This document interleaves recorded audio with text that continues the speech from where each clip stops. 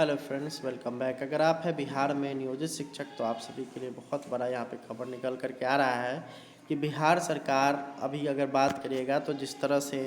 तरह तरह के जो अगर बात करिएगा कि छुट्टी रद्द करना हो गया, नया अवकाश तालिका हो गया, साथ ही साथ संघ पे यहाँ पे अंकुश लगाना, इन सब चीज़ को लेकर के काफ़ी चर्चा में थी। अब उसी के क्रम में एक और यहाँ पे इनका चर्चा का विषय और भी बना हुआ है, वो है नियोजित शिक्षकों के ईपीएफ का मामला, जो कि उनको कहा जा रहा है कि इनके योगदान की तिथि से मिलना चाहिए। और वहीं दूसरा चीज़ है वो है नियोजित शिक्षकों के राज्यकर्मी का दर्जा। तो यहाँ पे आप लोग को ये दोनों ही चीज़ों पे यहाँ पे बड़ी बड़ी खबरें निकल करके आ रही हैं, जिसके बाद यहाँ पे सरकार बैकफुट पे आता हुआ दिखाई दे रहा है। पुराने शिक्षकों के लिए बड़ा फ़ायदा इसलिए होगा क्योंकि यहाँ पे ईपीएफ के द्वारा 7 दिनों का जो समय दिया गया था, उस समय को गुजरे हुए आज 5 दिन हो गया है। अभी तक बिहार सरकार के द्वारा उसके एवज में कोई भी यहाँ पे पत्र नहीं निकाला गया है, जो कि यहाँ पे बताता है कि बिहार सरकार का जो है इस पर किसी भी तरह का ध्यान नहीं है। परंतु बिहार सरकार को यहाँ पे ये भी ध्यान देना चाहिए कि अगर बात करिएगा ईपीएफओ का, तो ईपीएफओ एक संगठन है जिसके द्वारा यहाँ पे बिहार सरकार के खिलाफ यहाँ पे वो जा सकती है और शिक्षा विभाग के खिलाफ वो कार्रवाई कर सकती है।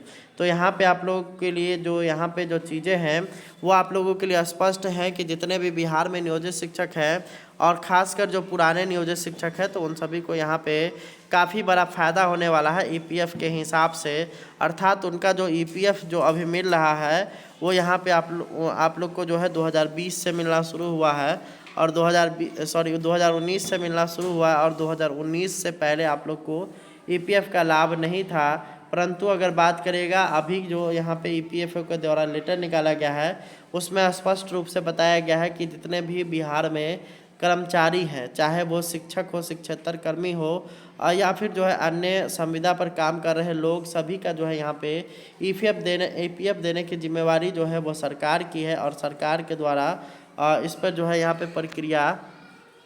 किया जाना चाहिए और उनका जो नियुक्ति तिथि है उसी तिथि से इनको ईपीएफ का लाभ मिलना चाहिए। तब यहाँ पे अगर बात करिएगा कि अगर आप में से कोई भी शिक्षक साथी जो 2003 में बहाल है उनको सबसे अधिक यहाँ पे लाभ मिलने वाला है और 2005 वाले को भी सेम ही मिलेगा, क्योंकि अगर बात करिएगा कि 2003 और 5 में यहाँ पे इनका जो है कॉन्ट्रैक्ट बेसिस पर थे और 11 महीना के लिए थे। इनका जो सेवा जो है यहाँ पे 60 वर्षों के लिए नहीं हुआ था। और वहीं अगर बात करिएगा 2006 ईस्वी की या उससे बाद में बहाल हुए शिक्षकों की 2010 तक, तो उनका जो है यहाँ पे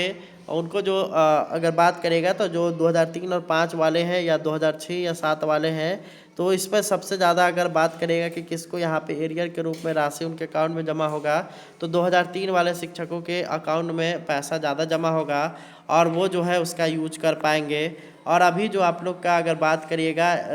15,000 बेसिक पे के हिसाब से आप लोग का पेमेंट कट रहा है, अब उसमें यहाँ पे बदलाव होगा और आपका जो अभी वर्तमान समय में बेसिक पे है उसी के आधार पर आप सभी जितने भी नियोजित शिक्षक हैं आप सभी का जो है उसी आधार पर यहाँ पे वेतन बनने वाला, आपका जो ईपीएफ में कटौती है वो होने वाला है, जिसके बाद आप सभी के जो वेतन में है वो कमी आने वाली है। जी हाँ, आप लोग का वेतन घट जाएगा, परंतु आप लोग का जो पेंशन में जो राशि जमा हो रहा है वो अगर राशि उसकी अगर बात करेगा तो उसमें वो राशि बढ़ जाएगा और उस राशि के बढ़े हुए राशि का आप लोग यूज कर सकते हैं। और आप लोग जो है वो उसको दो तरीके से प्राप्त कर सकते हैं। एक है कि आप जब रिटायर करिएगा तो एक मुश्त उसको ले सकते हैं, दूसरा आप लोग है कि पेंशन की तरह आप लोग को जो है वहाँ पे राशि प्राप्त कर सकते हैं। तो ये आप लोगों के लिए काफ़ी महत्वपूर्ण चीज़ है और ये आप लोगों के लिए काफ़ी अच्छा है कि आप लोग को नियुक्ति की तिथि से बिहार सरकार के द्वारा यहाँ पे एरियर के रूप में दिया जाएगा। वहीं अगर बात करिएगा कि आप लोग के राज्यकर्मी के दर्जा को क्या हुआ, तो यहाँ पे आप लोग का नियमावली है उसमें लगातार सुधार पे सुधार हो रहा है और अभी तक सरकार की तरफ से इशारा नहीं मिला है। जैसे ही इशारा मिलेगा वैसे ही आप लोग का जो ये नियमावली है वो बिल्कुल रेडी हो जाएगा प्रस्तुत होने के लिए। और यहाँ पे सरकार की तरफ से अभी तक इशारा नहीं दिया गया है और सरकार अभी जो है नियोजित शिक्षकों के इस राज्यकर्मी वाले मुद्दे को रोकना चाह रही है। उनका अभी जो है अपना काम काज है, चाहे वो राजनीतिक हो या फिर अन्य चीज़ हो, उस पर वो ज़्यादा ध्यान दे रहे हैं, जिस कारण से यहाँ पे नियोजित शिक्षकों का राज्यकर्मी का जो दर्जा के वाला जो मांग है वो यहाँ पे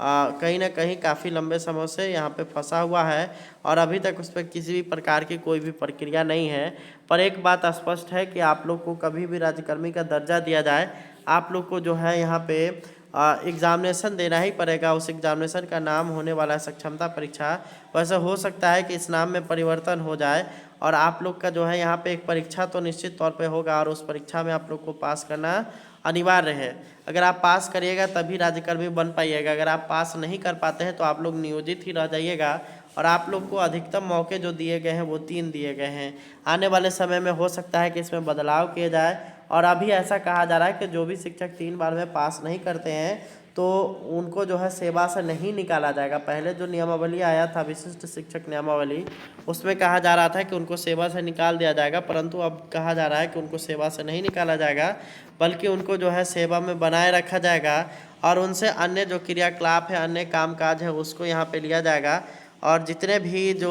शिक्षक नहीं पास कर पाएंगे तो उनको जो है वेतन वृद्धि वगैरह जो है उसको जो है नहीं मिलेगा और वो जो है अपने नियोजित के पद पर ही रह जाएंगे। तो ये सारा चीज़ें आप लोगों के लिए निकल करके आ रहा है और आप लोगों के लिए जो ये नियमावली है इसमें कई सारे बदलाव हुए हैं, जिसमें परीक्षा का तो मैंने बता ही दिया कि परीक्षा आप लोग का निश्चित तौर पे होने वाला है। साथ ही साथ आप लोग का जो है यहाँ पे एक विभागीय ट्रांसफ़र आप लोग को देखने को मिलेगा। आप लोग का जो ट्रांसफ़र काफ़ी समय से नहीं हो रहा है, बहुत सारे मैं ऐसे शिक्षक को जानता हूँ जो कि यहाँ पे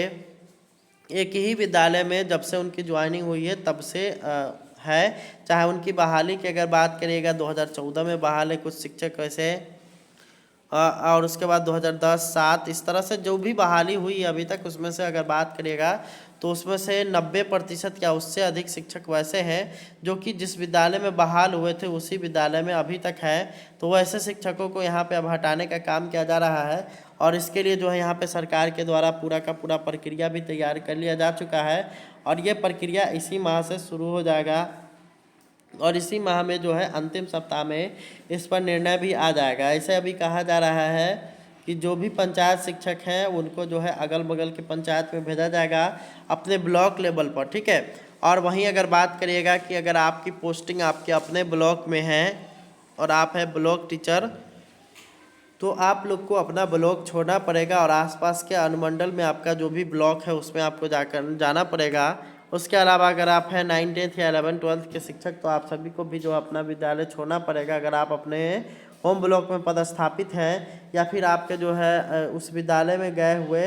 5 वर्ष या उससे अधिक हो गया तो वहाँ पे आप लोग का वहाँ से ट्रांसफ़र देखने को मिलेगा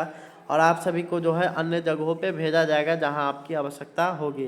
तो ये आप लोगों के लिए महत्वपूर्ण है। एनपीएस का लाभ नियोजित शिक्षकों को मिलने वाला है और नियोजित शिक्षक जो है बीपीएससी के समान ही जिला कैडर में होंगे और किसी भी तरह से उनके अगर बात करिएगा तुलना की तो नियोजित शिक्षक किसी भी तरह से बीपीएससी से बहाल शिक्षकों से वरीय ही होंगे, उनसे कभी भी उनका वो जो है नीचे नहीं आएंगे और हमेशा नियोजित शिक्षक उनसे वरीय ही रहेंगे। तो उम्मीद करते हैं वीडियो पसंद आया होगा। इस वीडियो को ज़्यादा से ज़्यादा शेयर करिए। धन्यवाद। Thanks for watching.